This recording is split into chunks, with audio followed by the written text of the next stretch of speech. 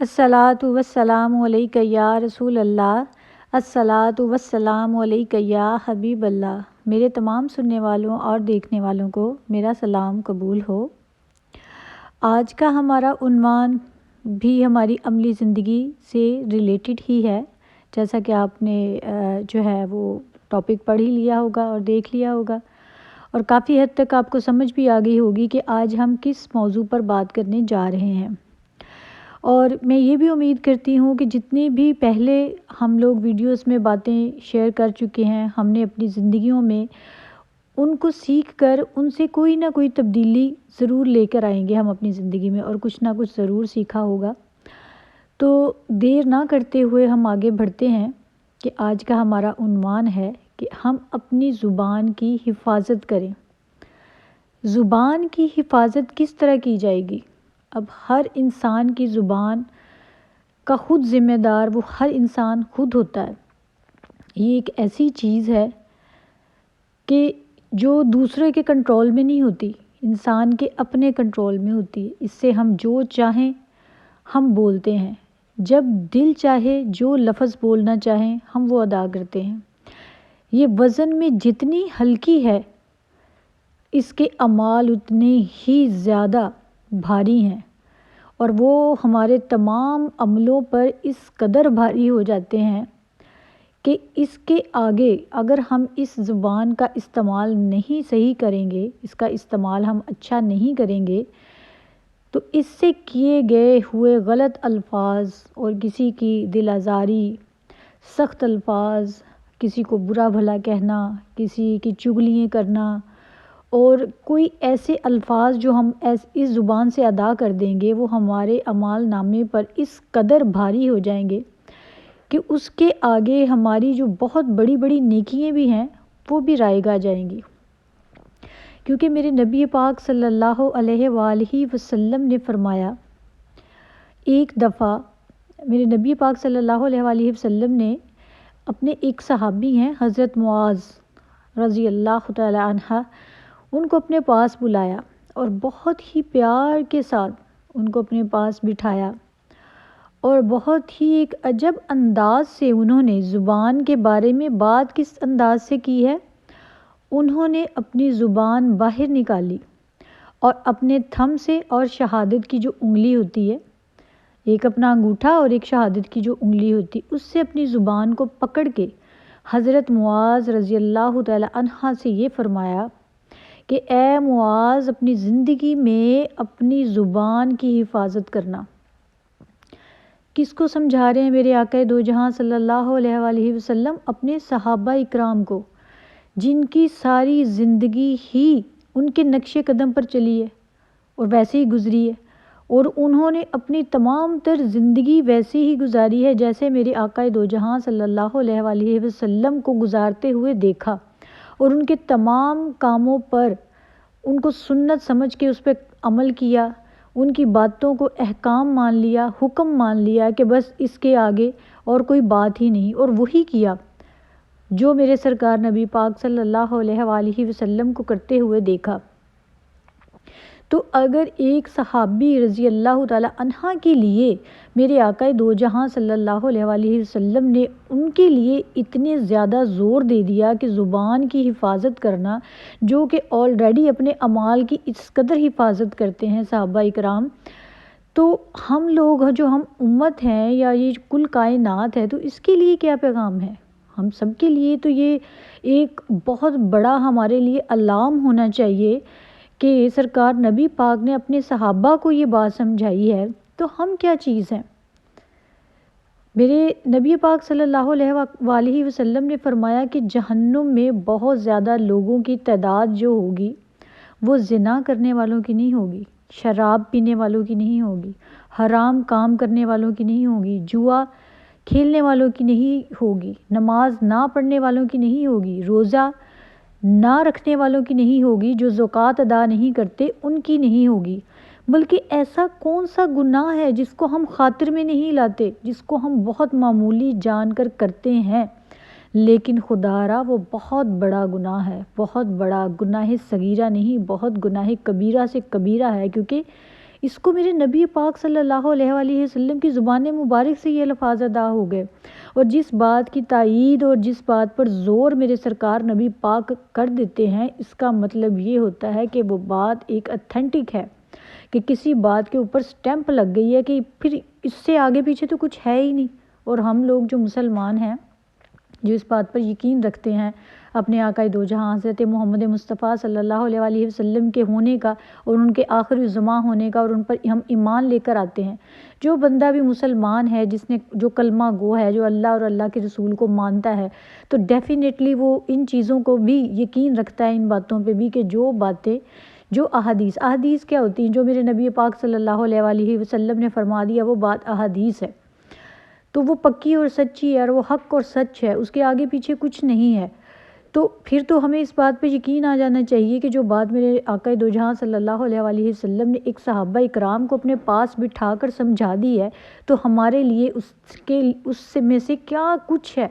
کہ ہمیں اس پہ کتنا غور کرنا چاہیے، اور اپنی زندگیوں کو اس کے مطابق ڈھالنا چاہیے، اور اپنی زبان کی حفاظت کرنی چاہیے۔ لیکن آج کل کیا ہو رہا ہے، یا اس سے پہلے بھی یہ ہوتا رہا ہوگا ڈیفینیٹلی، اسی وجہ سے تو میرے آقا دو جہاں صلی اللہ علیہ وآلہ وسلم نے اس بات پر زور دیا کہ لوگ بہت زیادہ جہنم میں جو جائیں گے، وہ اپنی زبان کے عملوں کی وجہ سے ہوں گے، وہ اپنی زبان کی تلخی کی وجہ سے ہوں گے، وہ اپنی زبان سے بولے گئے جھوٹ کی وجہ سے ہوں گے، وہ تلخ الفاظ جو کسی کے سینے کو چیر کے اور تار تار کر دیں گے، وہ الفاظ جس کی وجہ سے کوئی ایک شخص جس کا دل دکھایا ہوگا اپنے الفاظ کی وجہ سے، اور وہ کئی گھنٹوں کسی کمرے میں چھپ کر روتا رہا ہوگا، اور جتنے وہ آنسو گراتا جائے گا اس بندے کے ذمہ میں اتنے گناہ لکھے جاتے رہیں گے۔ تو کیا فائدہ ہمارے اتنے بڑے بڑے اعمال کا کہ ہم بڑے بڑے صدقات دے رہے ہیں، خیرات کر رہے ہیں، زکوٰۃ دے رہے ہیں، نمازیں پڑھ رہے ہیں، تو اللہ تعالیٰ کے آگے سجدہ ریز ہو رہے ہیں، لیکن اپنی زبان سے ایسا کام کر رہے ہیں جو کہ میرے آقا دو جہاں صلی اللہ علیہ وآلہ وسلم نے بتا دیا کہ سب سے بڑا گناہ ہے۔ تو اگر ہم اپنی عملی زندگی میں ان چیزوں کو اوور کم کرنا شروع کر دیں گے، تو پھر ہماری عبادتیں جو ہیں اس میں ایک تو ہمیں مزہ بھی آئے گا، اس میں ہمارا دل بھی لگے گا، اور وہ قبول بھی ہوں گی۔ ایسا نہیں ہے کہ میرے کہنے کا مقصد یہ ہے کہ آپ نماز پڑھتے ہیں تو آپ کی نماز قبول نہیں ہوتی، آپ روزہ رکھتے ہیں تو آپ کا روزہ قبول نہیں ہوتا۔ سب کے اعمال واللہ عالم، اللہ تعالیٰ جاننے والا ہے، اور اللہ تعالیٰ ہی نیتوں کو جانتا ہے، اور سب اعمال کا اجر و ثواب بھی اللہ تعالیٰ ہی دینے والا ہے۔ لیکن ایک بات جو میرے آقا دو جہاں صلی اللہ علیہ وآلہ وسلم نے بتا دی ہے، وہ بات تو اتھینٹک ہے نا۔ تو اللہ تعالیٰ نے یہ فرمایا کہ میں نے اپنے نبی کو پیغمبر بنا کر بھیجا، ایک میسنجر بنا کر بھیجا ہمارے لیے، کہ ہمیں وہ بتائیں کہ ہم نے زندگی کیسے گزارنی ہے، اس میں کیا صحیح ہے، کیا غلط ہے۔ تو قرآن پاک بھی تو ان پہ نازل ہوا، نماز بھی تو انہی پہ نازل ہوئی، یہ سب چیزیں بعد میں آ جاتی ہیں۔ پہلے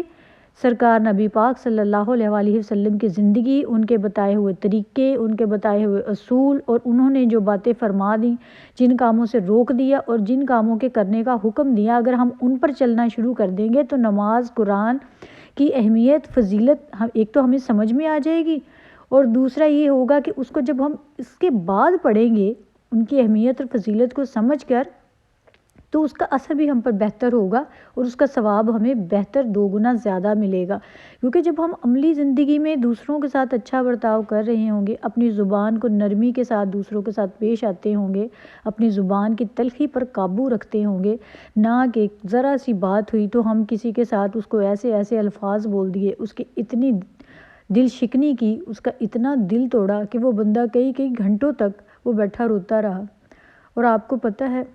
کہ جب کوئی بندہ اس بندے سے ڈرے اور کسی کو اتنا مت ستائیں کہ وہ آپ کا نام لے کر اللہ تعالیٰ کے سامنے روئے اور گڑ گڑائے، آپ کو اندازہ بھی نہیں ہے، آپ کو اس بات کا بالکل بھی اندازہ نہیں ہے کہ جب کوئی بندہ کسی دوسرے بندے کی شکایت اپنے رب تعالیٰ سے کرتا ہے تو پھر اس بندے کا کیا حال کرتا ہے میرا اللہ عز و جل، کیونکہ اللہ بہت غفور و رحیم اور بخشنے والا مہربان ہے، اور وہ ٹوٹے ہوئے دلوں میں بستا ہے۔ جب ایک انسان کسی دوسرے انسان کا دل توڑتا ہے تو جو بے بسی کی حالت میں ہوتا ہے، وہ بیچارگی کی حالت میں ہوتا ہے، اور وہ اس وقت گم سم ہو کر ایک کورنر میں بیٹھ کے اپنے اللہ سے